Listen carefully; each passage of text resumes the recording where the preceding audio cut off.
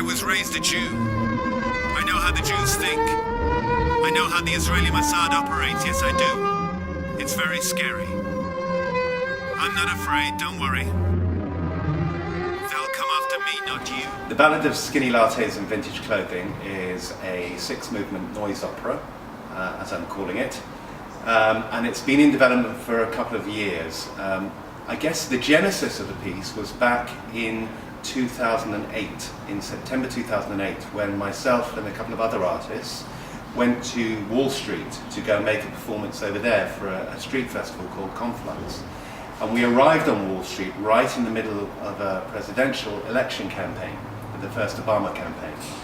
And that weekend, whilst we were there making the performance, Lehman Brothers collapsed. And that set off the whole chain of events that led to the financial crisis that we're in today. So I came back, I was there with my sound recording equipment, and I was there with a filmmaker, and we came back with all these images and sounds of what is effectively the moments before the crash. And I've been trying to figure out what to do with that information and those kind of historic sounds and images ever since. And that's how the piece came about. We're here in the Trellick Tower in West London, and it's an iconic building. It's a beautiful old brutalist building, as it's called, from the modernist period. And I've got a particular affection for these kind of buildings. There was a whole period in the 90s when a lot of these sort of buildings were torn down, the buildings of the 60s, and actually I really love these places. So, and for me, it's an interesting example of when we think about gentrification and regeneration of a place, it doesn't necessarily just mean nice little terraced houses, little Victorian terraced houses. It can also mean more modern buildings like this. So, Joseph's project is about gentrification or regeneration. And Trellick Tower is kind of an icon for that. I don't know how long you've lived in London. I grew up here. During the Thatcher years, during Ken Livingstone, etc., etc. I'm showing my age a bit. But there was an article in the Evening Standard in probably about 1995 when Notting Hill became kind of Notting Hill. Obviously there are many articles in the Standard, I think 200, 320 a year, but people started talking, the detail, the architectural detail, it's absolutely fantastic. It's a beautiful building. Actually it's 83% still occupied by council tenants, which is wonderful because social housing should be just that. But the strange thing about the area is the area, Kensington Heights as it was rebranded but not really fully rebranded, or Kensal Rise, bottom end of Kensal Rise or the top end of Portobello, was really rough. But now if you look down all over the place, especially that way, you're spending £5 million on a house. Now there's lots of political issues with this. They're actually run through Joe's piece in a very subtle way.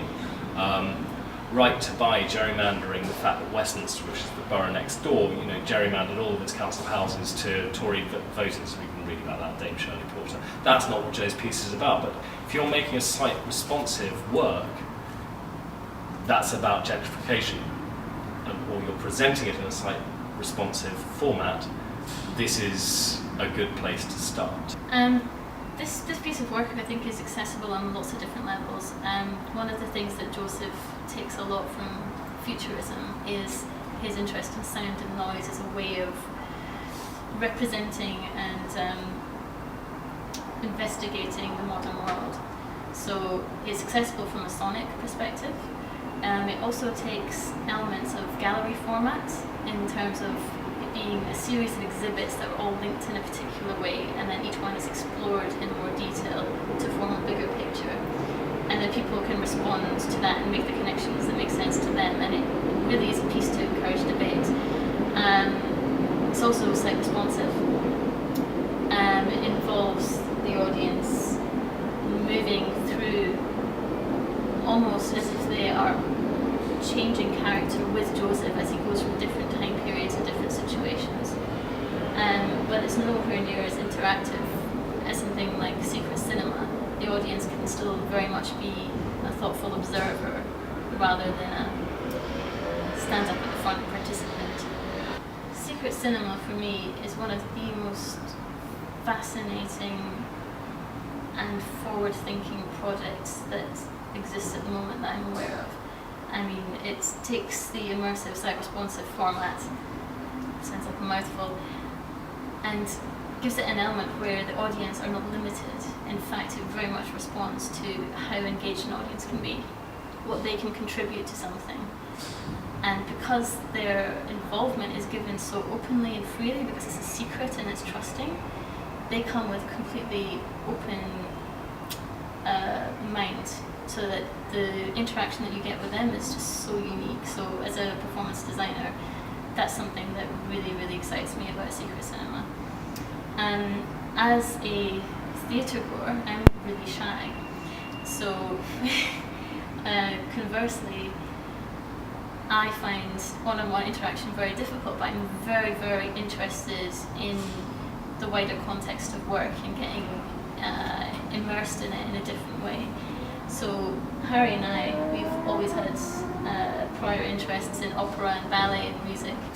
So we wanted to try and use those formats in particular to try to find a new way of immersing audiences by making links, almost like the internet, how everything is hyperlinked from one thing to another, to make as many possible links that an audience can explore and get very deep into a project in that way. So yeah, that's why we're experimenting with different formats. Been working with the residents here in the building to try and get some engagement around the ideas of regeneration and development. I'm aware that it can be quite a sort of a hot topic, if you like, and so we've been talking to a number of people out in the streets, making recordings, trying to get people involved with the whole process of the piece, so that at the end their work becomes part of the piece, and actually it results in a temporary exhibition in the underground car park.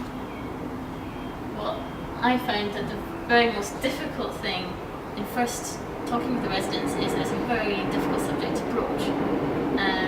Some people are very sensitive to the current situations, and some people just don't talk about it. So words like gentrification, people use them and refer to it, but nobody really wants to talk about it, especially not in public or when they think that they're being watched or their opinion is being heard.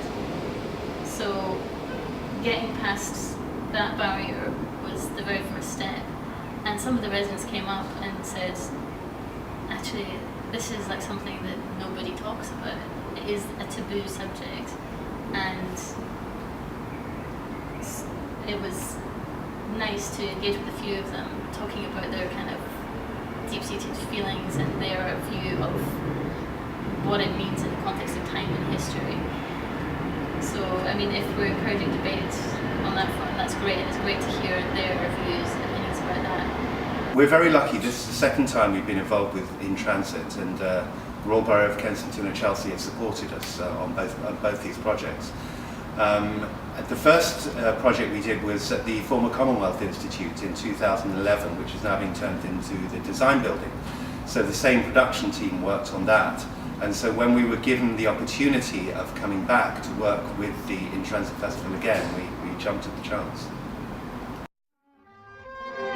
I was raised a Jew. I know how the Jews think. I know how the Israeli Mossad operates, yes I do. It's very scary. I'm not afraid, don't worry. They'll come after me, not you. But be careful what you say. Please, be careful even what you think. The thought police are here. Oh yeah. Oh, the thought police are here.